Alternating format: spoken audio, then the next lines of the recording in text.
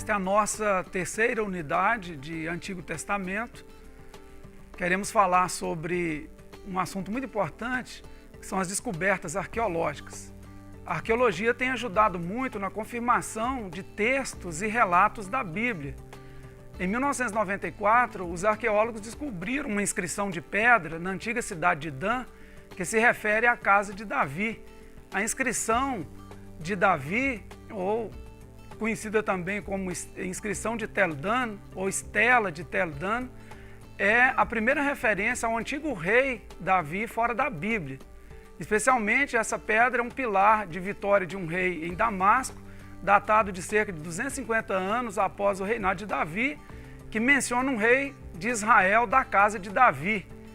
Nos meses a seguir, mais pedaços de inscrição foram descobertos no local, permitindo que os arqueologistas reconstituíssem por completo a seguinte declaração: eu matei Jorão, filho de Acabe, rei de Israel, e eu matei Acasias, filho de Jorão, rei da casa de Davi. Surpreendentemente, esses são os líderes judeus ligados à linhagem de Davi, conforme registrado na Bíblia. O autor da estela foi Azael, um rei de Damasco, ou um de seus filhos. Um outro documento importante é a estela de Merneptah. Merneptah foi um faraó do Egito. Essa estela ou pedra é conhecida também como uma estela de Israel, pois é a primeira vez em que aparece o nome de Israel fora da Bíblia. É uma pedra de laje vertical, medindo mais de 2 metros de altura, esculpida com hieróglifos que datam de aproximadamente 1230 a.C. Este monumento egípcio descreve as conquistas militares do faraó Merneptah e, como disse, inclui a primeira menção de Israel fora da Bíblia. Embora as específicas batalhas abrangidas pela estela não sejam mencionadas na Bíblia, a estela estabelece prova extra-bíblica de que os israelitas já estavam vivendo como um povo na antiga Canaã cerca de 1230 a.C. Além das estelas, uma grande imagem de parede foi descoberta no grande templo de Karnak, de Luxor, a antiga Tebas, a qual mostra cenas da batalha entre os egípcios e israelitas. Essas cenas também foram atribuídas ao faraó Merneptah e datam de cerca de 1209 a.C. O templo de Karnak também contém registro de vitórias militares do faraó Sisaque, de cerca de 280 anos depois. Retrata a vitória do Egito sobre o rei Roboão em cerca de 925 a.C., quando o templo de Salomão em Judá foi saqueado. Um outro documento importante é a pedra moabita, ou estela de Mecha, rei de Moabe.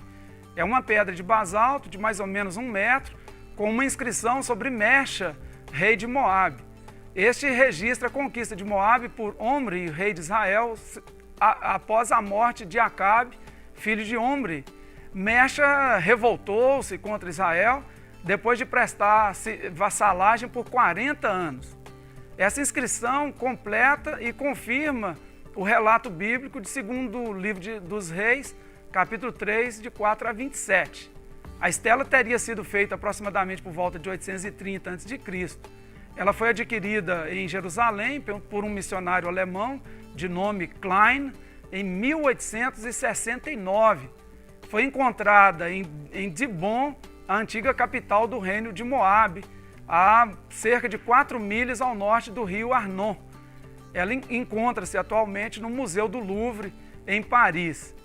Eu, lembrando aqui de Paris, tive o privilégio de estar ali com a minha esposa durante 10 dias em celebração do nosso casamento e estivemos no Museu do Louvre várias vezes e, infelizmente, estavam de greve durante todos os dias que lá ficamos. Então, não conheci a pedra de Moabe. Então, tem que viajar de novo a Paris, se Deus permitir, para conhecer esse importante documento. De acordo com o livro de Gênesis, os moabitas eram vizinhos dos israelitas, descendentes de Ló, com uma de suas filhas. Um outro documento é o obelisco de Salmanassé. É um pilar de pedra também de mais de 2 metros, com 4 lados, que descreve as vitórias do rei Salmanassé III da Assíria, que reinou cerca de 858 a 824 a.C., incluindo derrotas de Tiro, Sidom e Jeú, filho de Omri. Com a sua data de cerca de 841 a.C., o obelisco de Salmanassé, que está atualmente no Museu Britânico, em Londres, foi descoberto no antigo palácio de Nimrod e mostra Jeú, rei de Israel, ajoelhado diante do rei assírio em uma humilde homenagem, conforme o segundo livro dos reis, capítulo 9 e 10. O arqueólogo Henry Layard descobriu este obelisco de pedra em 1846, durante as suas escavações do sítio de Calhu, a antiga capital assíria.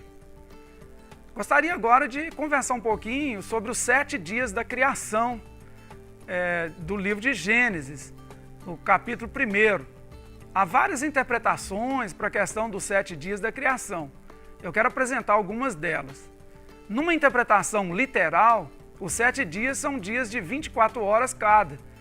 Numa outra interpretação, os 7 dias seriam eras geológicas e sua duração ainda não é precisa. A criação bíblica teria acontecido conforme as eras geológicas, mas a revelação do texto bíblico ao escritor teria ocorrido durante uma semana ou 7 dias. Esses 7 dias seriam 7 dias de revelação e não tempo investido no ato criativo. A criação bíblica teria acontecido somente no Jardim do Éden, enquanto a criação geológica teria ocorrido fora do jardim. O Senhor Deus teria criado o mundo em sua perfeição, e isso é verdade, Deus criou, o que Deus faz é perfeito, mas depois vieram as eras geológicas, quando ocorreu uma grande catástrofe, e Deus teria criado tudo, Gênesis capítulo 1, verso 1, representaria a criação, em seguida viriam as eras geológicas, e Gênesis capítulo 1, verso 2, seria o relato da recriação. Existe até uma lenda judaica interessante que Deus criara o mundo pela sua justiça, tudo ia muito bem, contudo em determinado momento o mundo se corrompeu. Então Deus destruiu o mundo e o recriou com base no amor. Tudo parecia perfeito até que o mundo desandou novamente. Aí Deus o destruiu e o recriou com sua justiça e seu amor. Esse é o mundo que conhecemos. Há uma interpretação conhecida como a grande lacuna. Esta diz que Lúcifer teria ficado responsável pela criação, mas com seu orgulho teria se rebelado, sendo expulso dos céus e exilado aqui na terra. Então a terra se tornou sem forma e vazia, e nesse intervalo aconteceram as eras geológicas. A partir de 4004 a.C., Deus teria começado a recriar o mundo. Por último, a interpretação literária. Esta defende que o texto seria apenas um relato literário com o objetivo de comunicar a criação. O mais importante de tudo isso é que Deus é o Criador. Quando Gênesis capítulo 1 diz: no princípio criou Deus os céus e a terra, significa que tudo que foi criado, tanto nos céus quanto na terra, foram criados por Deus. O verbo usado ali é o verbo hebraico bará. Bará tem a ideia de criar-se o ex nihilo, ou criação do nada. Quer dizer, Deus é tão poderoso que sem matéria-prima Ele cria as coisas. Ele molda, Ele modela, Ele dá uma forma. Tudo isso se encontra no livro do Gênesis, com os verbos hebraicos utilizados ali. Até a nossa próxima aula.